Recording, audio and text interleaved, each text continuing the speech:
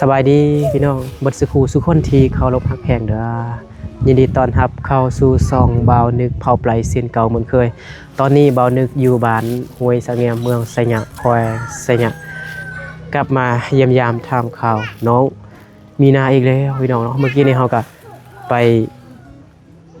เยี่ยมยามทำข่าวน้องนาลีเนาะเอาของเอาเงินที่ผู้ใหญ่เพิ่นฝากมาให้น้องนาลีเอาไปให้น้องนาลีแล้วเมื่อกี้พี่น้องเนาะแล้วก็ต่อมานี่ก็สิมา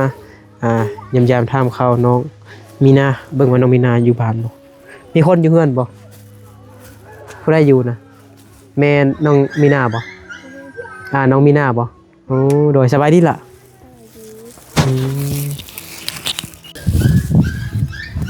มื้อนี้ไปยังไม่ไปนี่ไปยังบ่เฮ็ดเวียกยังบ่เฮ็ดกันยังแข่งขาน้องคือบ่เปื้อนซั่นน่ะไปเอาฟืนเอ้าคือบ่บอกซั่นน่ะไปเอาฟืนมา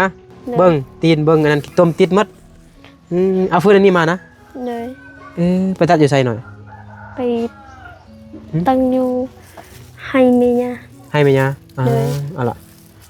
ขอบใจเด้อนะขอบใจเด้อใช่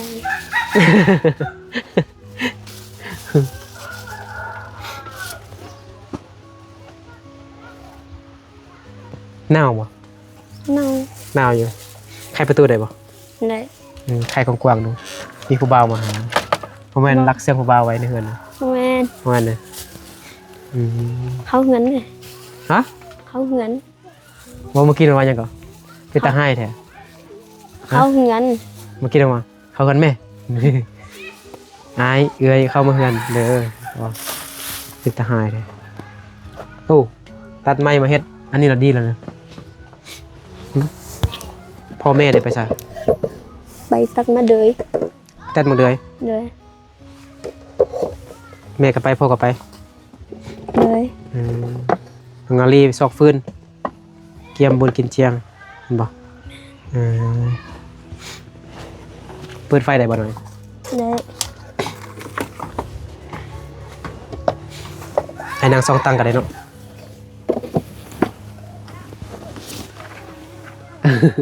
ลักเสื่องในมวดไว้น้องลาลีนางซะ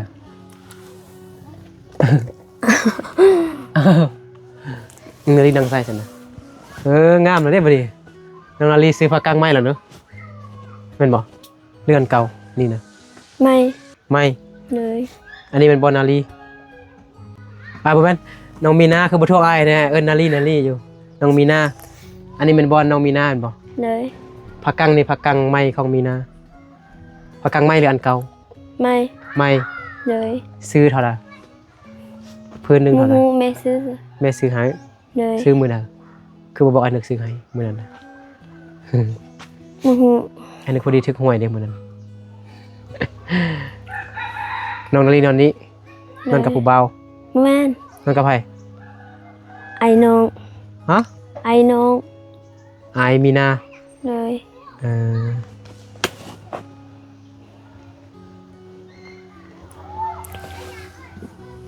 นั่งเลยนอนไอ้น้องก็นอนอยู่นี่ไอ้น้องก็นอนแล้วก็น้องมีนาจักคนนอนนี่นะ3 คนมีน้องมีนามีไอ้แล้วก็มีน้องสาวหรือน้องชายน้องชายนี่เด้แม่พ่อแม่เลยผู้ใดเด้น้องสาวงามเลยกังมุงงามเลยเนาะน้องยังกังมุงอยู่บ่กลางอายานน้องมีนารักเสื้อผู้บ่าวไว้นี้น้องเปิดให้เบิ่งก่อนต้องมีผู้บ่าวแล้วเอานี่ไว้ผู้บ่าวนี่ไว้บ่เปิดอยู่บ่นี่ซื่อๆก็ได้อยู่บ่นี่บ่มีแท้ๆเนาะคิดว่ามีผู้บ่าวอยู่นี่ฮู้ป้านอน3 คนยามฮ้อนนี่นอนบ่ได้3 คนฮ้อนได้เนาะไอ้นอนอยู่ดุมเนาะ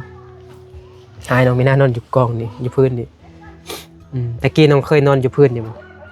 เคยนอนอยู่เฮือนนี่บ่ได้อยู่ซะนอนอยู่เฮือนแม่ย่าเลยนอนปูซานแล้วก็นอนอยู่นี่บ่อยู่ดินบ่เคยนอนอยู่เคยบ่ยันตะขาบงู อีหยังบ่บ่ยันขี้เข็บบ่ บ่ บ่ยานอายทะยานเนาะยามฝนนี่แฮงมันมีงูเลยเมื่อใดพ่อแม่กลับ อื้อหือ บ่ฮู้พ่อแม่ไปนอนตัดมักเดือยบ่หรือว่ามาบ่ไปกลับบ่ บ่แม่นไปนอน นอนจักคืน อื้อหือ โอ้โห ไม่ว่าไป ไปจักมื้อเนาะ 2-3 มื้อแล้ว เลย มื้อนี้น้องมีนาไปตัดฟืนบ่ ไปกลับมาแล้ว ไปกลับมาแล้วไปอีกบ่ บ่แม่ว่ามาเฮ็ดข้าวให้น้องกิน ฮะ ที่น้องจะไปโรงเรียน เฮ็ดแล้วบ่ เฮ็ดแล้ว กินแล้วมากินข้าวแล้ว กินละ อิ่มแล้วขนมนี่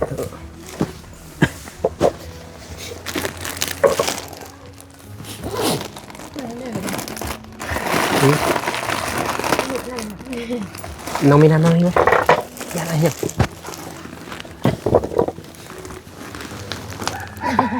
ที่เบิ่งหน้าอายสินะคือว่าเป็นหน้าไปกล้องหมดได้เลย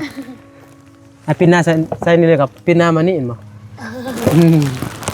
น้องมีหน้าเอ้ยคนซื่อๆเอ้าเปิดน้องมาดิกินขนม น่ะ เอาล่ะ ขอบใจเด้อ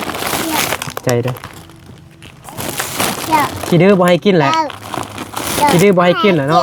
เดี๋ยวก็เอาไปถึงนอกกัน ขี้ดื้อบ่ให้กินเลยเอาล่ะ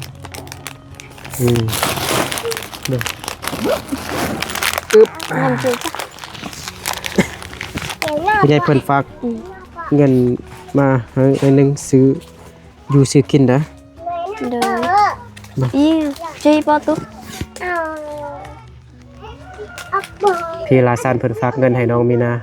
500 บาทเนาะบ่ได้เกิดแลกมาเป็นเงินกีบได้ 325,000 กีบให้น้องมีนาซื้ออยู่ซื้อกินซื้อขนมในงานบุญกินเที่ยงซื้ออีหยังก็แล้วแต่น้องของจำเป็นห้ามซื้อแต่เหล้าเบียร์กินเด้อเอาล่ะ ขอบใจเด้อ เลยอวยพรเป็นบ่ เลื่อมแล้ว ฮะ ลืมแล้ว เมื่อกี้ว่าลืมแล้ว ลืมแล้วลืมคำอวยพรเหรอเว้าได้นึงได้บ่ขอบใจผู้ใหญ่เพิ่นได้นึงลืมเอาว่าขอบใจก็ได้ยกมืองาม เด้อ ขอบใจยกมือขอบใจผู้ใหญ่เพิ่นเด้อขออวยพรให้เพิ่นจงอยู่ดีมีแรงสุขภาพเข้มแข็งแข็งแรงความเจ็บอย่าใดความไข้อย่าให้มีเฮ็ดธุรกิจหยังก็ขอให้ประสบผลสำเร็จในหน้าที่การงานเด้อ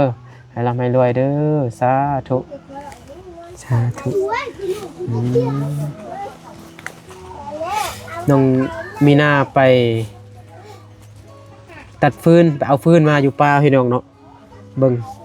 แข้งเบิ่งขาเบิ่งตีน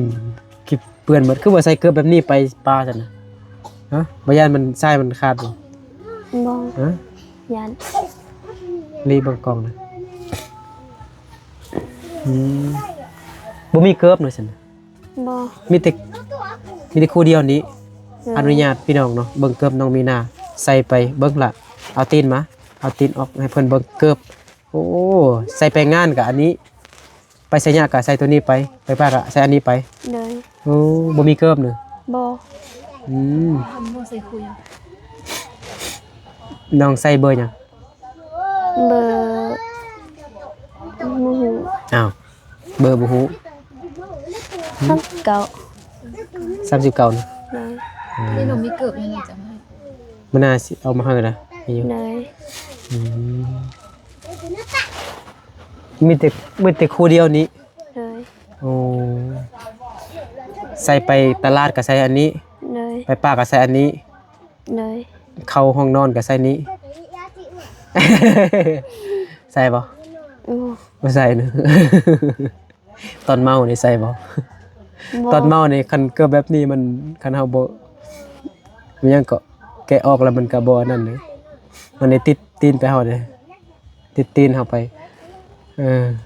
ตอนเมานี่ก็ต้องใส่เลยเคยเมาบ่ บ่ บ่เคยกินเบียร์บ่เคยกินเหล้า บ่เคย แท้นี่ แท้ แท้นี่ แท้ ตัวอายติ บ่ได้ตัวเทื่อแม่ว่าเมื่อให้กิน บ่ได้ตัวเถื่อ คันน้องว่ามันมีเทื่อนี่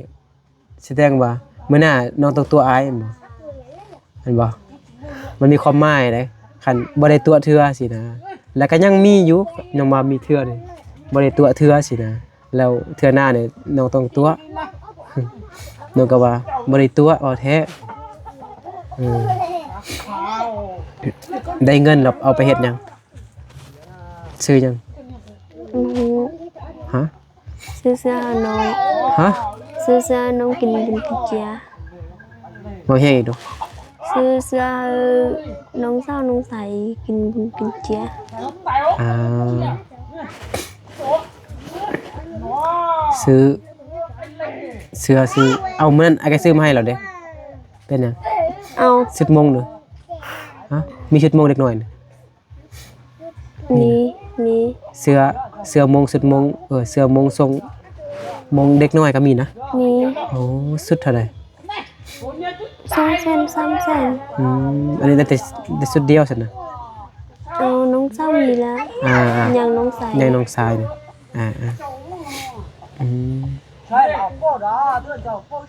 เขาเฮ็ดหยังหน่อยเขาปากแห้งแท้อยู่ทุก อือหือ กูมันเขาด่ากันเด้อ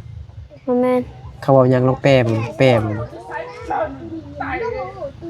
ลองเว้ามึงแปลมึง เอา เขาว่าหยัง เขาว่าไก่ซื้อ เขาว่าไก่สิไก่เตะกันน่ะ เลย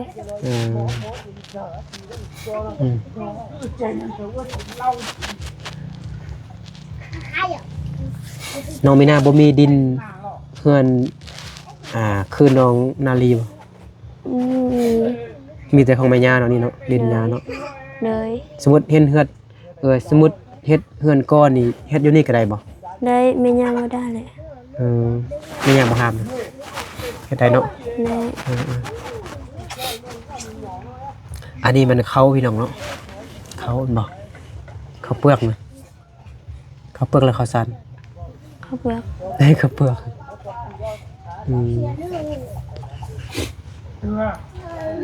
มื้อเช้าเฮ็ดหยังกิน กินแต่ข้าว ฮะ กินแต่ข้าว กินข้าวแล้วล่ะ เลย บ่ได้เก็บผักหักหน่อใหม่บ่ บ่ เป็นหยัง ยังบ่ได้ไป บ่ได้ไปตอนช่วยได้กินหยัง กินผัด กินผักผักหยัง ผัดกาด ผักกาดเฮ็ดแนวใดกินเฮ็ดแนวใดกินแกงหรือว่าคั่วใส่น้ำมันหรือว่าแกง แกงซื้อ แกงซื่อๆใส่น้ำใส่เกลือเป็นนัวบ่ ใส่ ใส่หมกเผ็ดบ่ บ่ บ่ใส่ ใส่ ใส่ใจบ่ บ่ บ่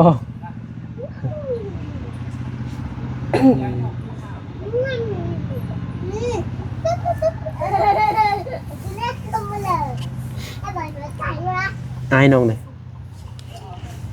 มื้อนี้อายน้องเฮ็ดหยัง บ่เฮ็ดอยู่และละ อยู่นั่นล่ะบ่ไปตัดหมกเลยนำพ่อแม่บ่ มื้ออื่นสิไป มื้อนึงไปมื้อนี้ตัดฟืนนำน้องมีนาก่อน บ่ อายไปบ่ ให้ไป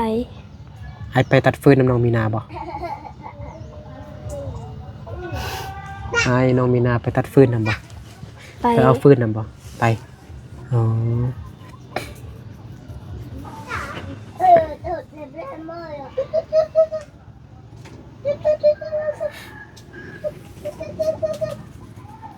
มันดังน้องเมื่อก่อนนี่มันแซ่บเลยแซ่บ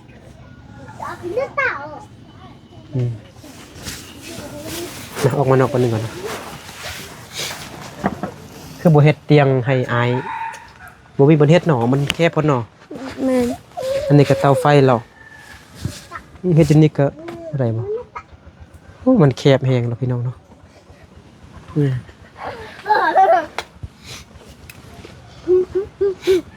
นี่นะคะหนังเตอร์ เฮ็ดหยัง บัวเนี่ยนะ ฮะนอกขนมนอกแล้วเด้เมื่อกี้เอาให้อันเอ้ยนาลีแล้วเด้บ่หลาย บัวจะเอ้ยตัวเอาหน่อ เอามากิน ๆให้มากิน มาก็กินเนอะ บัวจะเอ้ยตัวเอาหน้าตา มากินหนึ่งเอา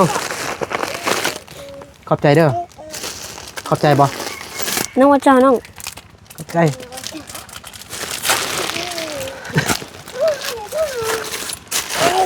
อันนี้น่าไหนตาย น้องไม่น่าสิกลับไปเอาฟืนบ่ ไป ไปกับไผ ไปคนเดียว คนเดียว กับน้องใส นาลีเนี่ย นาริมว่าไป เฮ้ยบ่ไปเถอะ บ่ อืมบ่ยานบ่ พยานมอซื้อ มอนี่นะ เลย อืมต้นบักฮุงไผพุ่นเนาะ หึบักฮุงไผ มูฮู ไปรักได้บ่ บ่ ฮะ บ่ยาน บ่รักนะ บ่ ไอ้นึกไปรักได้บ่ บ่ยานเข้า เงินเขาจับใส่คุกเนาะ เลย ฮู้คุกบ่ นู ฮู้ เลย ฟืนน้องไปซอกเมื่อกี้พี่น้องเนาะจักเที่ยวนี่นะ จ้า เที่ยวเดียว ผู้เดียว เอามาจักเที่ยวนี่นะเที่ยวเดียว เจ้าเดียว เที่ยวเดียวครั้งเดียวเนาะอันนั้นเด้ ไอห้อง ตัวนั้น ไอเปมา อายเปมา เลย ตัวนั้นเนี่ยลูกดีได้เบิ่งกันนะกันดังเลย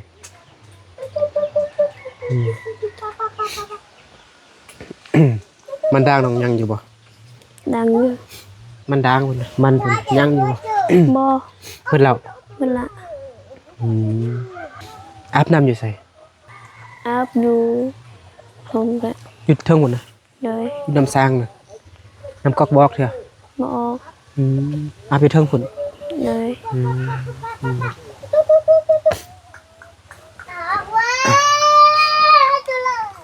อยากไปเบิ่งบอลน้องไปเอาฟืนเนาะไกลบ่ มอคือ หมอสิไปเอาไปเบิ่งกันบอลน้องไปเอามันก่อนหึ โอนเงินผิดเนี่ยไอ้หมู ถ้าเราหน้าถ้าเราหน้าถ้าเราอ่ะ ไปเบิ่งเราไปเอาฟืนก่อนไปเอาฟืนเมียนก่อนหน่อยอันนึกไปได้บ่ใกล้บ่ บ่ไปก็ได้ ฮะ บ่ไปก็ได้มียุง เป็นยัง มียุง มียุงอันนึกบ่ยานยุงฮะไอ้ไปก็ได้ไอ้สิแบกช่วยน้องนะ บ่ ฮะ เข้าไป เป็นยังจึงบ่หาไอ้นึกไปลองเว้ามองดูความในใจลองเว้ามองดูเป็นยังคือบ่หาไอ้นึกไปหึอีเล็กก็ไปนำสิแม่นแต่ไอ้นึกไป บ่แม่น เป็นหยังคือบ่ให้ไอ้นึกไปนำไอ้อยากเบิ่งบอลที่น้องไปเอาฟืนเอาลวดนี่นะให้ FC เพิ่นเบิ่งนี่ให้ผู้ใหญ่เพิ่นเบิ่ง มียุง มียุงไอ้นึกบ่ย่านยุงนี่ไอ้เคยเข้าป่าแล้วยุงกัดเต็มไปตอนนี้นะไปบ่ยันยุง เลย มันเป็นจังไดมันอยู่บ่อนใดอยู่ไกลนี่บ่ไกล ไก่ได้บ่ไก่ได้ ไกลเด้บ่ไกลเด้น้องมีหน้าบ่อยากให้บ่นึกไป เป็นห่วงบ่นึกยุงหลายว่าซั่นพี่น้อง มื้อหน้าไปก็ได้ซั่นน้องไปเด้น้องเก็บเอาหยังไปเด้ต้องใส่ชุดนี้ไปนะ บ่แม่น เงินเมียนไว้ดีๆเลยนะเขารักเลยเอาเมียนไว้ใส่เงินเมียนไว้ดีๆนะเขารักเลยป้าสองคนนี่เลี้ยงเต็มมาทั้งเลี้ยงมาทั้งเลี้ยงคนเนาะป้าเจ้า อันเดียวไป เก็บอีกอย่างได้หน่อยนะอุปกรณ์น้องนะมีอีกอย่างเอาไปเด้เอาอย่างไปเด้บ่มีกล้วยบ่มีตัวใส่ฟืนนะ มี อยู่ใส่ เอาไปให้เอาไว้เมียนเงินแม่ย่า พาเดี๋ยวเอาไปบ่ ไป พาตัวใดนี่ดิเห็นบ่พาใดน้องตัดฟืนแล้วน้องเอาพาตัวใด ตัวนี้ ผิดอีหมูเป็นตัวเนี่ย ตัวนี้ เป็นได้กันไหน